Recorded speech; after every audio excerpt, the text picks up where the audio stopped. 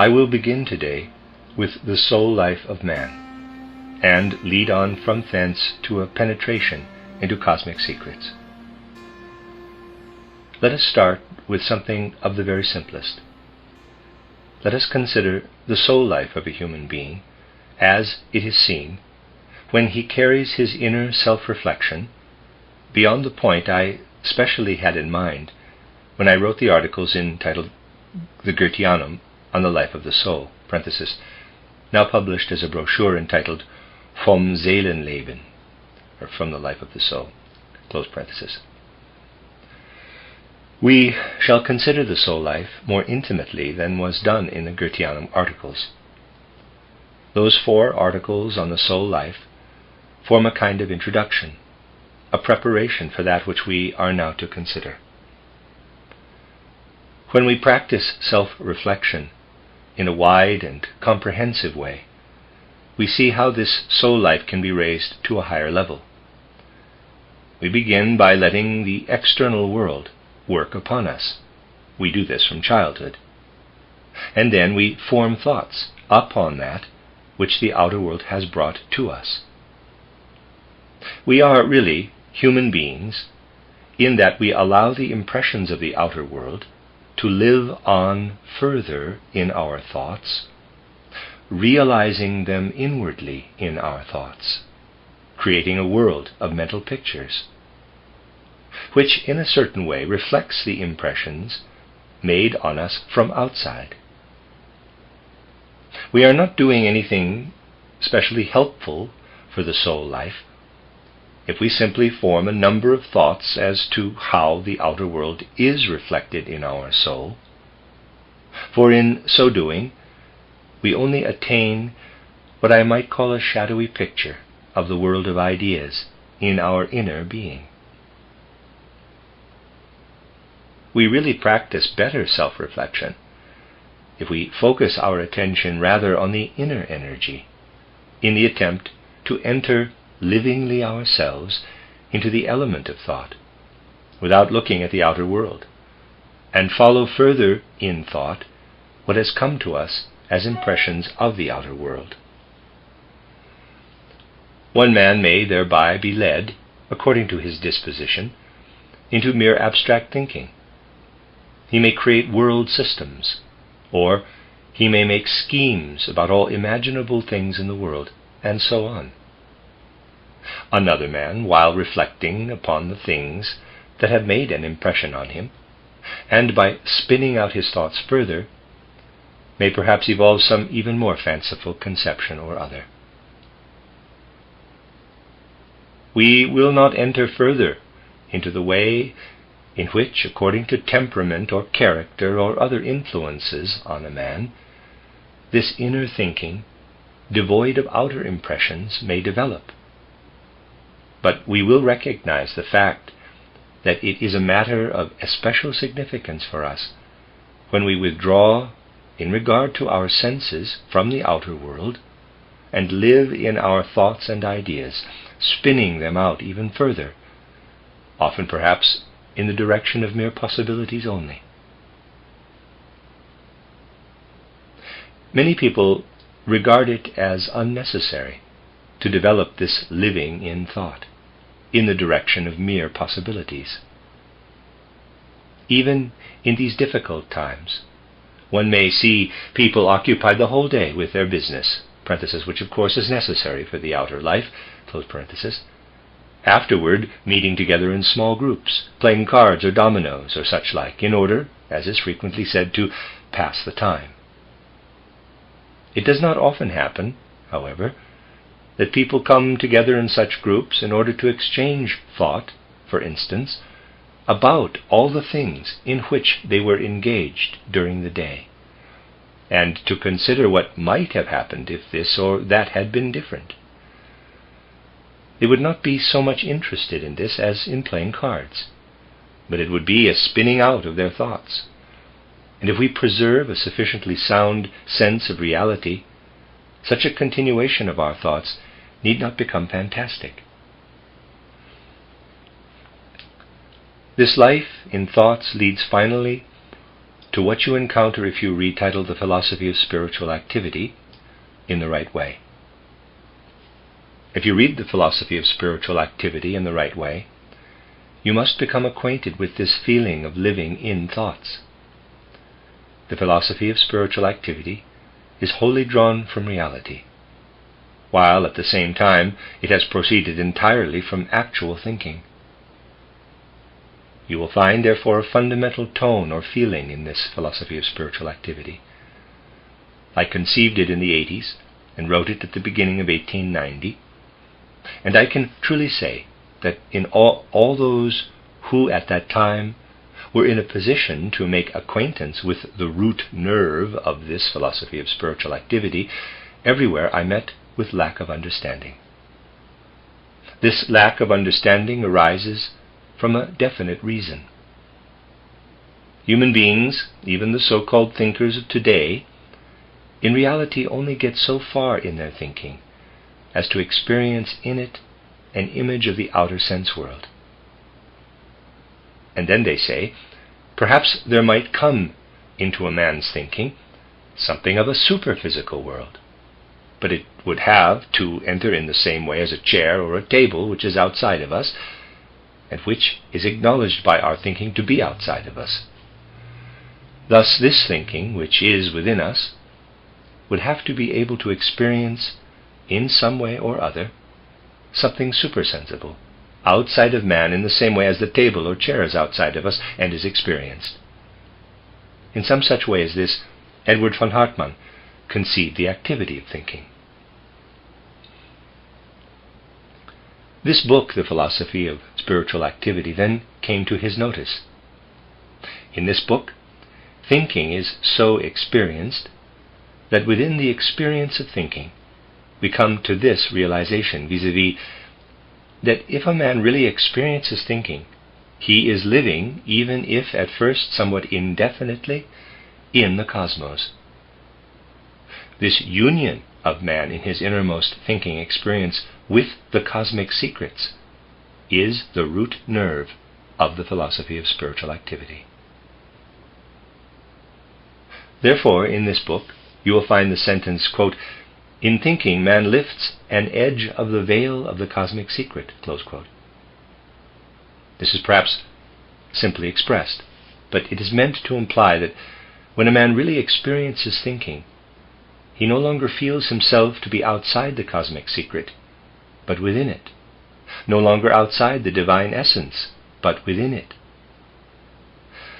When a man attains to the reality of thinking within himself, he attains to the divine within himself. It was this fact which could not be understood. For if a man really understands it, if he has really taken the trouble to acquire this experience of thinking, he rests no longer within the world in which he was previously, but he is living in the etheric world. He is living in a world of which he knows it is not conditioned from any part of physical earthly space, but by the whole cosmic sphere. He can no longer doubt the order and reality of the cosmic etheric sphere, if he has grasped thinking as it is portrayed in the philosophy of spiritual activity. Thus he reaches what may be called etheric experience.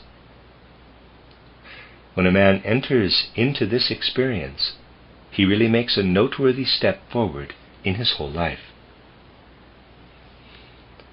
I may characterize this step forward thus.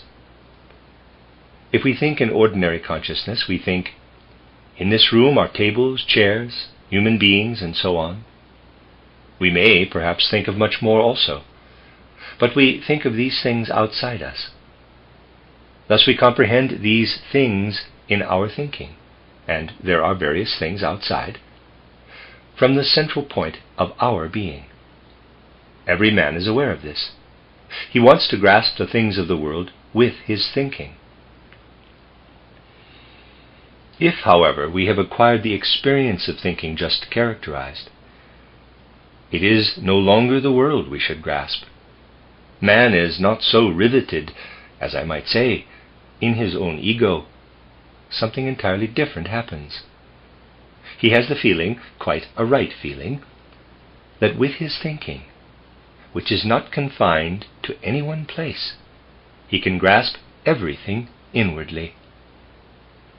He feels that he is contracting the inner man. Just as in his ordinary thinking, he extends spiritual feelers outward, as I might say, so with this thinking which experiences itself within him, he extends himself continually into his own being. Man himself becomes the object. This is a very important experience, which a man may have when he realizes, formerly you always comprehend the world. Now that you have this experience in thinking, you must comprehend yourself. The result of this process of strong self-comprehension is that he breaks through the skin. And just as he inwardly grasps his own self, he also grasps from within the entire cosmic ether, not in its details, naturally, but he gains the conviction that this ether is spread out over the cosmic sphere, within which he exists together with the stars, sun and moon, etc. A second thing which man can develop in the inner life of his soul is the power not to be stimulated immediately in his thoughts from outside, not to spin these thoughts out and weave them further, but to give himself up to his memories. If he does this, and really makes his memories an inner experience, then again a quite definite experience results. The experiencing of thinking, already described, leads a man to himself. He grasps himself, and he has a certain satisfaction in this grasping of his own inner being. When, however, he passes on to the experience in memory, then, if undergone inwardly in the right way, it finally seems to be no longer the most important thing to approach oneself. This is the case in the experience of thinking. That is why one finds in thinking that freedom which depends entirely on the personal element in man. Therefore, a philosophy of spiritual activity must start from the experience of thinking, because man thereby arrives at his own being. He finds himself as a free personality. This is not the case with the experience of memory. In the experience of memory, if a man follows it up seriously and immerses himself entirely in his memory, he will finally acquire the feeling of becoming free from himself, of getting away from himself. Therefore, those memories which enable one to forget the present are the most satisfactory. Parenthesis, I will not say that they are always the best, but they are in many cases the most satisfactory, close parenthesis. We can get an idea of the value of memory if we can have memories which carry us out into the world, in spite of the fact that we may be completely dissatisfied with the present and would like to get away from it. If we can develop memories of such a nature that our feeling of life is intensified while giving ourselves up to our memories, this furnishes what I might call a kind of preparation for what memories may become when they are much more real. You can make memory a real experience if you recall with the utmost possible realism something which you actually experienced, say 10, 20, or 30 years ago. I will merely indicate how this can be done. Suppose you go over your old treasured papers and look up, let us say, old letters which you had written or which were written to you on some occasion or other.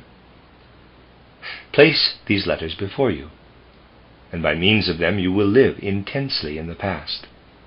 Or perhaps a better way may be not to take the letters you have written or which other people have written to you, because too much subjectivity comes into this.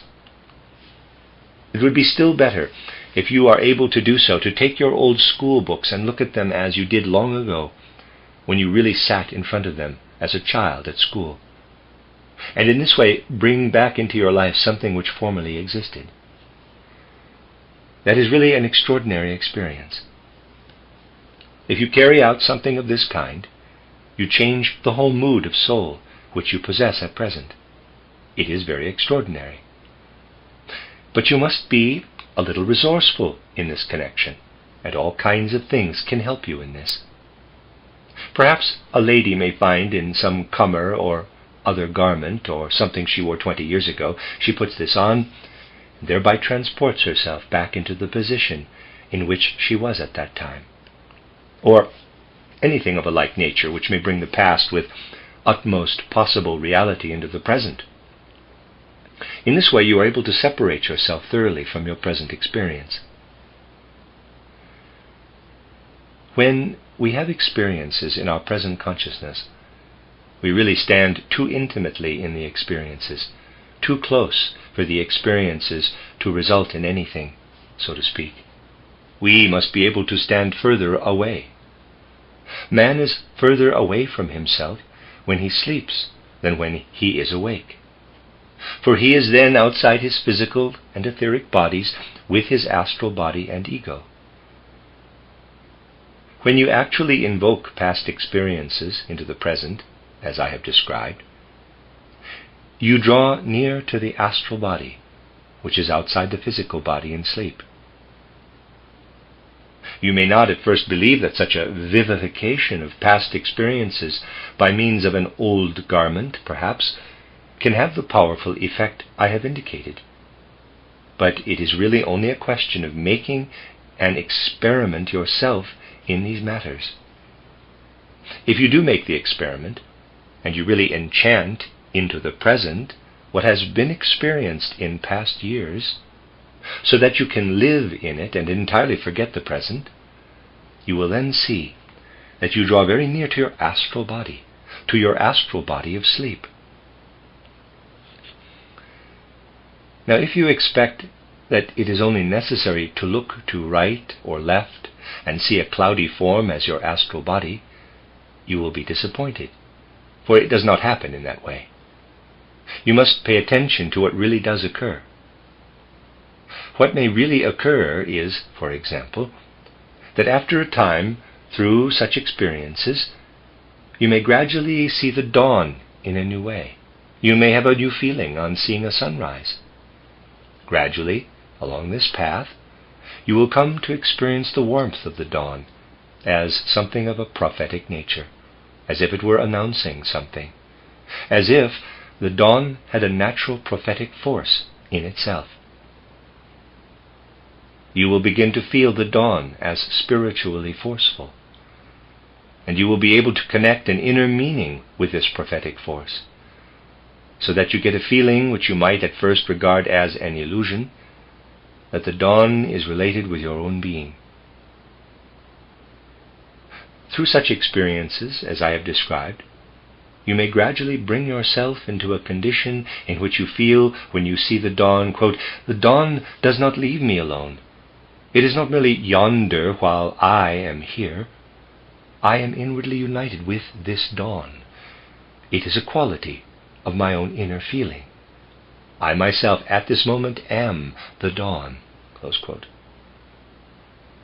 When you feel thus united with the dawn, so that you yourself experience, as it were, the color, radiation, and shining, the appearing of the sun out from the colors and the light, so that in your own heart a sun arises, as it were, out of the morning glow, as a living feeling, then you will also feel as if you yourself are traveling with the sun over the vault of heaven.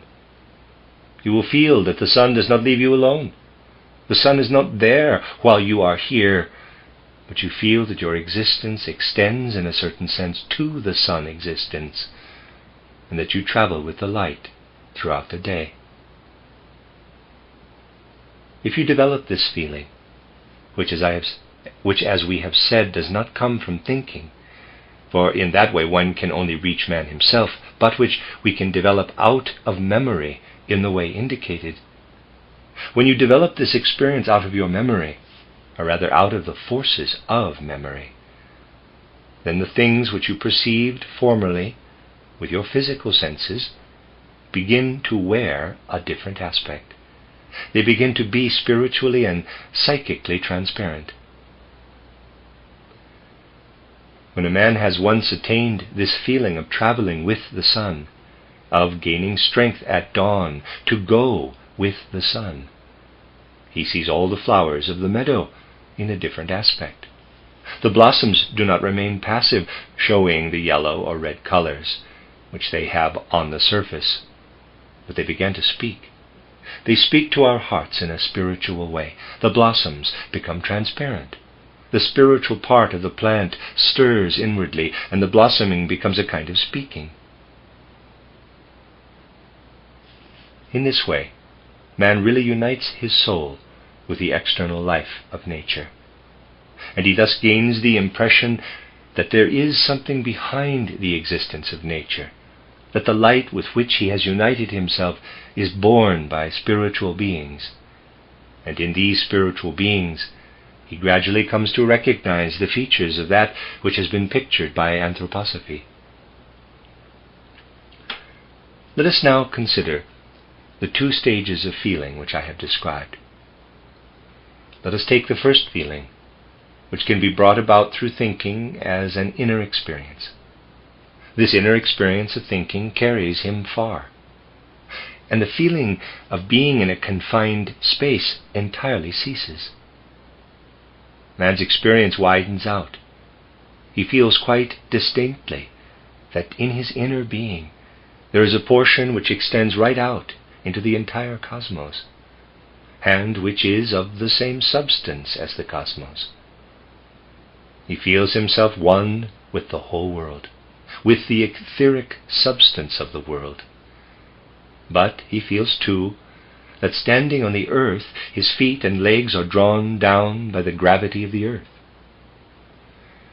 He feels that he is bound with his entire human nature to this earth. But in the moment man has this thinking experience, he no longer feels bound to the earth, but he feels himself dependent on the wide spaces of the cosmic sphere.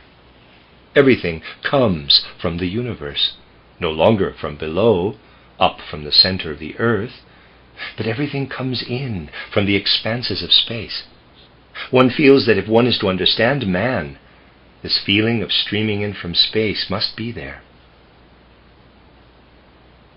This extends even to the understanding of the human form. If I wish to grasp the human form, either in sculpture or in painting, I can really only do so as regards the lower part of the form of thinking of something proceeding out of the inner bodily nature of man. Let me read that sentence again. This extends even to the understanding of the human form. If I wish to grasp the human form, either in sculpture or in painting, I can really only do so as regards the lower part of the form by thinking of something proceeding out of the inner bodily nature of man.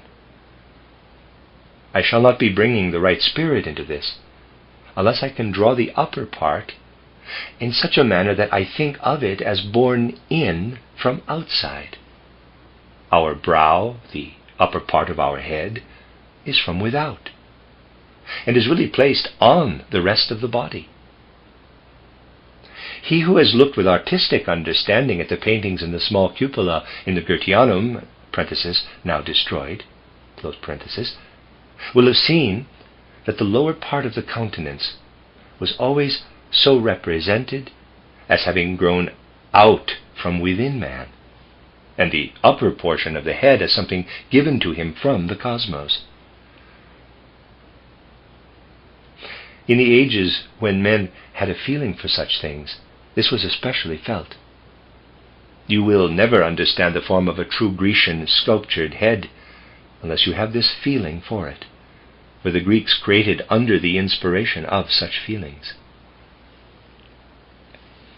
Thus man feels himself united with the environment in his experience of thinking. Now, one might imagine that this process was simply carried further, and that one would go still further, out when one passes on from the experience of thinking to the experience of memory. But this is not the case. If you really develop this experience of thinking in yourself, you will ultimately gain an impression of the third hierarchy, of the angels, archangels, and the archai. Just as you may picture man's bodily experience here on earth, in the forces of gravity, and in the transmutation of nourishment in digestion, so you may also form an idea of the conditions under which these beings of the third hierarchy live, if, through this experience of thinking, instead of wandering about on the earth, you feel yourself carried by forces which stream toward you from the furthest expanses of the cosmos. Now, when man passes from the experiences of thinking to that of memory, it is not as if this were the end of the cosmic sphere, the limit to which man can attain. We can reach such a cosmic boundary if we really enter into the reality of this thinking experience. But we do not then go further out. The matter presents itself differently. Here, for instance, we may have an object of some kind, a crystal, a flower, or an animal. And if we pass from the experience of thinking to all that the experience of memory can bring us, then we look right into this object. The gaze which has extended to the universe can, if carried further through the memory experience, look into things. It is not that you press forward into indefinite abstract distances. The gaze that is carried further looks into things and sees the spiritual in everything. It sees, for example, in the light, the active spiritual beings of light, and so on. It sees in the darkness the spiritual beings active therein, so that we can say, the experience of memory leads us into the second hierarchy. There still exists something in the human soul life which goes out beyond memory. Let us make clear to ourselves what this is. Memory gives our soul its coloring. We can know quite exactly when we approach a man who judges everything in a disapproving way, one who emanates his sour atmosphere over everything, a man who, if one tells him something beautiful, immediately replies with something unpleasant, and so on. We can know with certainty that all this is connected with his memory. Memory gives the soul its coloring. We may meet a man who always has an ironic twist of the mouth, especially if we say something to him, or he may wrinkle up his brow or pull a tragic face. Another man may look at us in a friendly way, so that we are cheered not only by what he says, but by the way he looks at us. Indeed, it is interesting, at some special statement in a lecture, to glance at the countenances in the audience, to see the expression of the mouth, or to look at the foreheads, or the blank expression on many of the countenances, or the nobility of many others, and so on.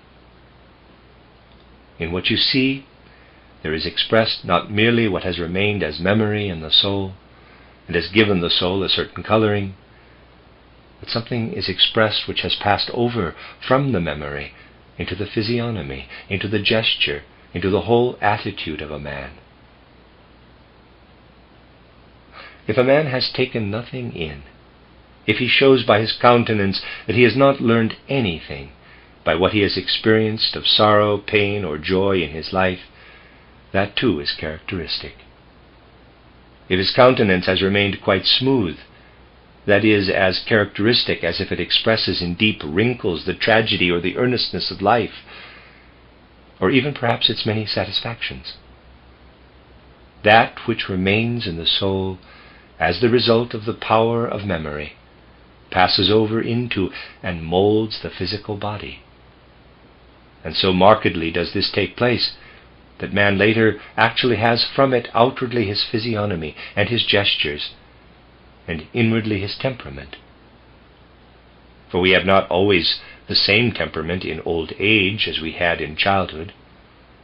The temperament in old age is often the result of what we have undergone in life, and which has inwardly become memory in the soul. That which passes inwardly into man in this way can also be carried into reality, though this is more difficult. It is still fairly easy to bring before our soul vision things which we experienced in childhood or many years ago, in order to realize memory to a certain extent. But it is more difficult to transpose oneself into the temperament of one's childhood, into one's earlier temperament. But the practice of such an exercise may be of infinite significance for us. And more is really attained when we can do this inwardly in the depths of the soul than if we do something externally. Something is already attained in a man if, say, at the age of 40 or 50 he plays a child's game, or jumps as he did when a child, or if he tries to make a face such as he made when an aunt gave him a bonbon when he was 8 years of age, and things of that kind. To transpose oneself back to the very gesture, to the very attitude, brings something into our life, which leads convincingly to the feeling that the outer world is the inner world, and the inner world is the outer world. We then enter with our whole being, for example, into the flower, and we have, in addition to the thought experience and the memory experience, what I may call the experience of gesture, in the truest sense of the words. From this we gain an idea of how the spiritual everywhere works unimpeded in the physical world. You cannot apprehend inwardly with full consciousness your behavior of, say, 20 years ago, as regards your gesture on any occasion, without realizing the union of the spiritual and the physical in all things. That is, if you penetrate into the depths of this matter with all earnestness and energy. Then you have arrived at the experience of the first hierarchy. Thought experience, third hierarchy. Memory experience, second hierarchy. Gesture experience, first hierarchy.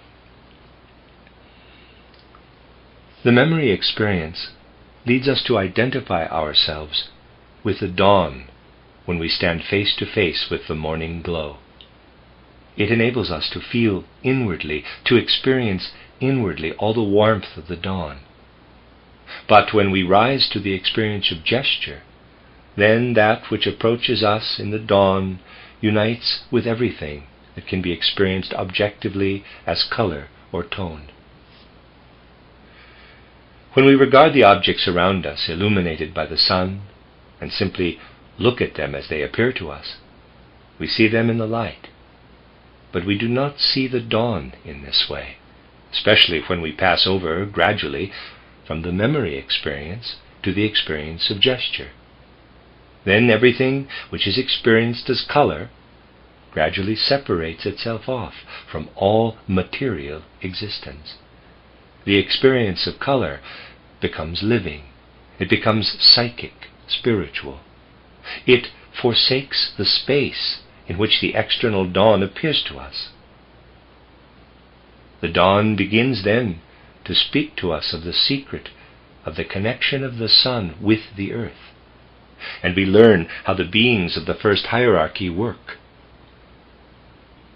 When we again turn our gaze to the dawn, and it appears to us almost as it did formerly in the mere experience of memory, we learn to recognize the thrones. Then the dawn dissolves away. The color becomes living, becomes psychic, becomes spiritual, becomes a being, and speaks to us of the relation of the sun to the earth as it once existed in the old sun period. It speaks to us in such a manner that we learn what the cherubim are.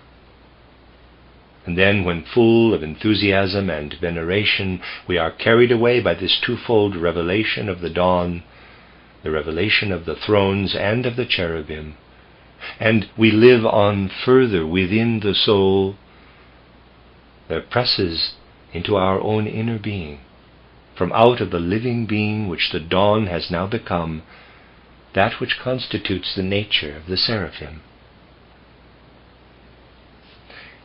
Everything which I have described to you today, I have done simply to point out how, from the simple following on in the soul, from thinking to the gesture that is full of thought and permeated by soul, man can acquire for himself a feeling. (For to begin with, he has only feelings), about the spiritual foundations of the cosmos, right up to the sphere of the seraphim. I wanted to give you this as a kind of introduction to the studies which are to lead us on from the soul life out into the expanses of the spiritual cosmos.